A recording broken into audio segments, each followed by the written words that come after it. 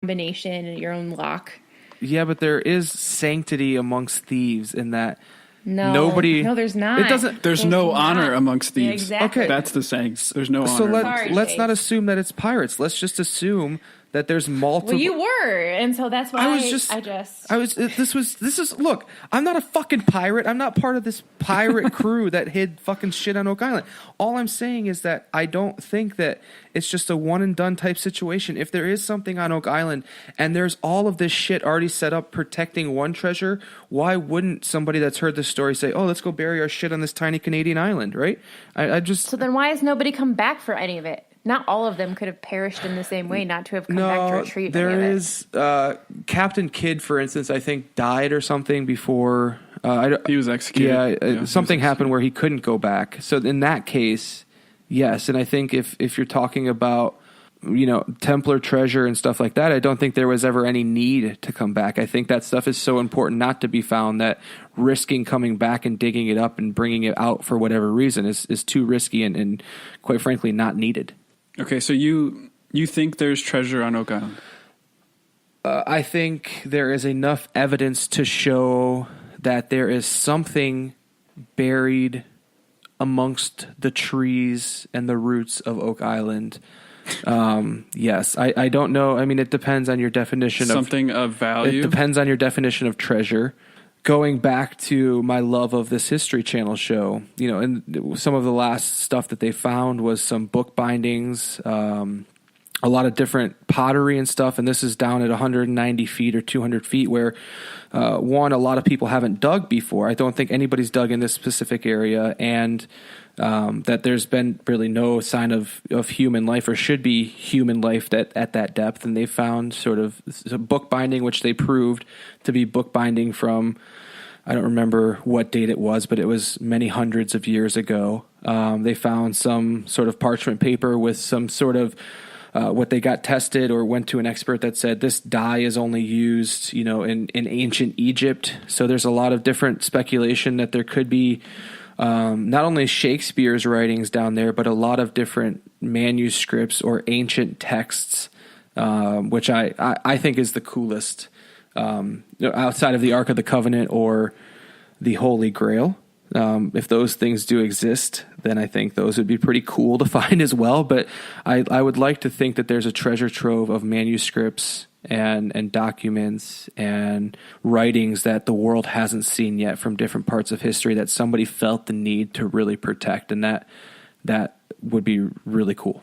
So if you think that there's this stuff buried, I mean, and it was buried a really long time ago, I mean, these must have been massive operations. How do you think they could have possibly done this? Well, I think it's a multifaceted thing, right? If you have something like the Holy Grail or Shakespeare's manuscripts, and I'm not an engineer, I can't speculate how they did it, but I can speculate that there was enough people involved and enough money behind it and enough testicular fortitude to get this shit in the ground and hidden from whoever was trying to get it, that you come up with a lot of clever ways. I mean, we were talking about the made up island, basically Smith's Cove, I think it's called, where they found 500-year-old or 300-year-old coconut fibers in the island, and there's no coconuts on Oak Island. It would be called Coconut Island, right?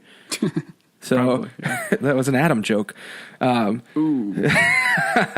But I mean, this is the sort of shit that they did that so that these tunnels, whoever did that so fibers, the coconut fibers, would keep sort of dirt and sand and everything else out of the tunnels so that they could continue to feed water to these quote unquote booby traps. That's an engineering feat in itself. And if you can figure out the engineering and the digging and everything that it takes to do it, then it's just a matter of manpower. And back in the day, those type of people that had that sort of treasure, whether it be, Marie Antoinette, and, if it is her treasure, then they said that they had called the French army and they came over and dug the holes and did all the booby traps. Or if you're a pirate. Anyway, all this stuff that you're talking about is conjecture.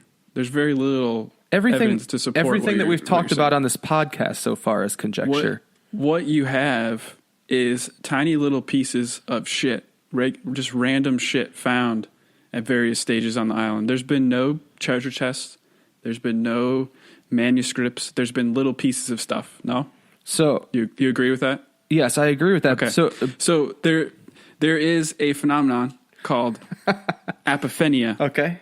All right. which describes the human tendency to perceive connections and meaning behind completely unrelated things. That was coined by a guy named Klaus Conrad in 1958. And basically, it's just summarized as the universal human tendency to seek patterns in random information. And an example of this apophenia is the gambler's fallacy, seeing patterns in numbers and, just knowing that, the next one's going to be the big win because, it's been 2-3 times in a row or whatever. And this is exactly what I think is happening here. I mean, there's just random stuff that has been found over time because there's been a lot of people there, as you described. And as a human species, we just have this propensity to try to connect, try to make a good story, want to believe there's treasure, want to believe there's stuff yet to discover. And I just think it's just another weakness of the human mind. Okay, thanks, Dr. Phil. But so I would agree with you that Thank you. We're done. there is a propensity for things to be seen when they're not actually, when they're not tied together, or patterns that aren't tied together and shit like that. However, I would challenge that amongst all of the stories, and then, so you start off with a hypothesis, right? You start off with the hypothesis of, I believe there is treasure on Oak Island. I think that's a hypothesis, but correct me if I'm wrong. But Yes.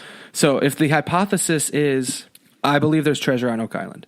So you go to Oak Island and you start digging up all of this shit. And yes, you find... And then you find a little something, and then you believe it is a confirmation that there's treasure. It's something another evidence. phenomenon called confirmation bias, where you look for stuff that supports your theory and ignore all of the evidence that nothing has been found of any tangible. I think you're wrong with this. That's also evidence. So if you're a cop and you go to a crime scene and you suspect there has been a murder and you find a little speckle of blood, right?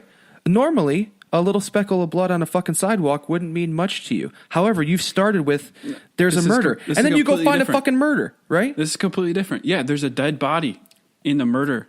So yes, clearly there's been a murder. So then you can look for evidence supporting the murder. There's There's no treasure. There's been nothing found. Where has your belief gone? Where has where you would have fucking starved is in fucking Peter Pan, where they're all sitting around the table and they got to imagine they're eating a big old fucking turkey leg.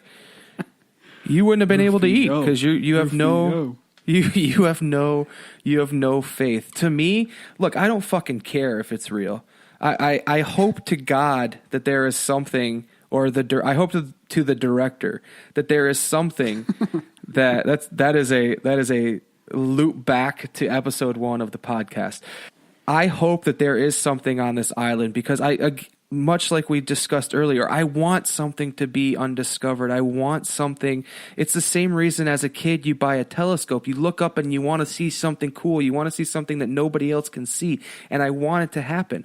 So Thank you for making all of my points for me and supporting everything I just said. I don't give two fucks if my brain is skewed towards it. There is evidence that there is stuff there. There is anomalies that don't make any sort of sense as to why there would be there, or anything like that. So to me, it's not a matter of me having a confirmation bias or me trying to believe in a pattern that isn't there. I'm taking the evidence and I'm believing that there's more to it. Again, you just basically agreed with everything I said, so thank you. Why would you bury something? If you had something of value, you wanted to bury it. Why would you bury it? Well, are we talking about now or are we talking about back in the day? Either way, sure, back in the day. Back in the day, when you buried something, that was the best and easiest place to hide it, right? Because there wasn't technology that was out there. You're not going to have land that gets bought off by a developer and build high rises or communities and stuff like that. If you own land, if you own 40 acres, you can go back and piss by a tree, and the next stop that you do is a fucking buried treasure because nobody's on that 40 acres. It's the best place to hide it. It disguises itself in plain sight by the dirt and the trees and the grass and everything else. Yeah, so I can only think of 2 reasons why you'd want to bury something. Okay. You want to bury it so you can come get it later. Okay. Like you need to get it off of you. Okay. or you're trying to hide it or protect it or just, keep it hidden for good, Yep. like a dead body, Yep. something like Okay. that. Right? Yep. Do you agree with that? I mean, I don't think those are the only two reasons, but I You didn't give me any other reason.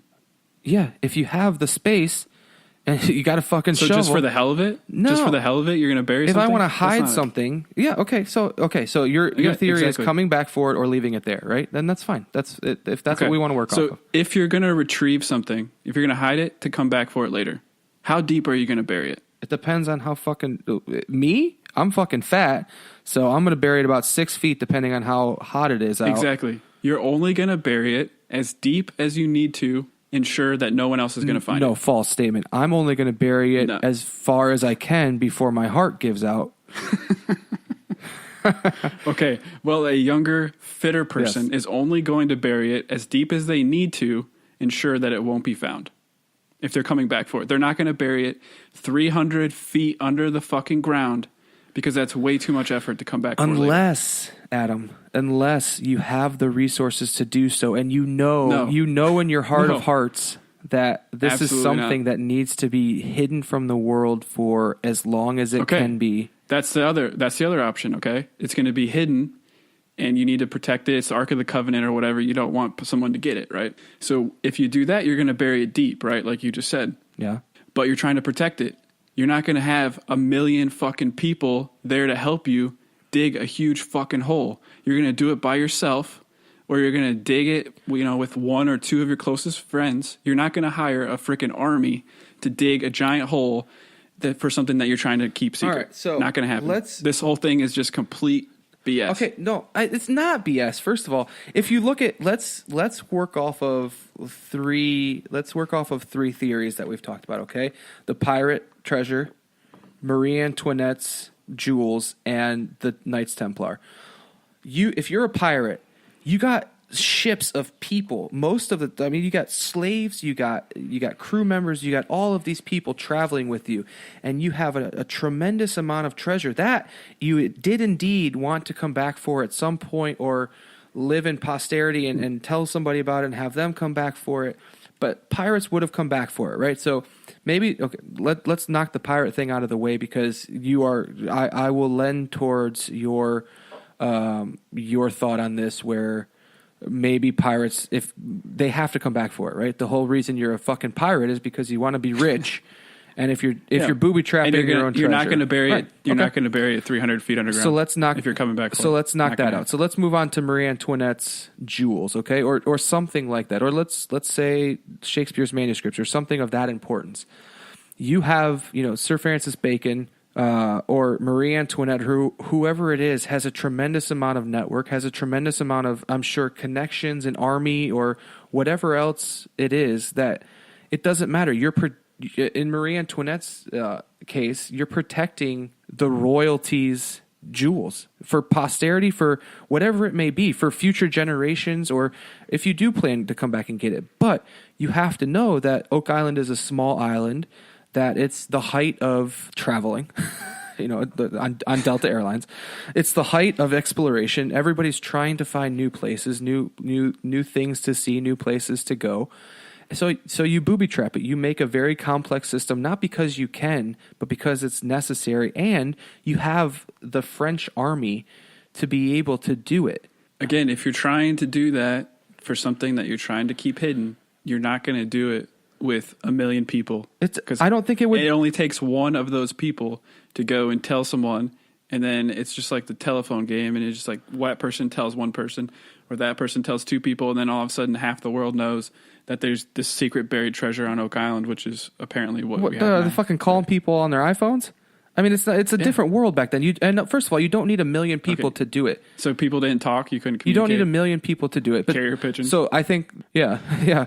For the most part, the Knights Templar theory is the most accepted and most probable in my mind. So from a Knights Templar's perspective, would you say that if we just worked off of that theory, and the theory that it's maybe the Ark of the Covenant, maybe the Holy Grail, or some sort of majestic, religious, just ridiculous treasure that we can't even imagine what it is, right? And your whole basically your whole existence is about to crumble.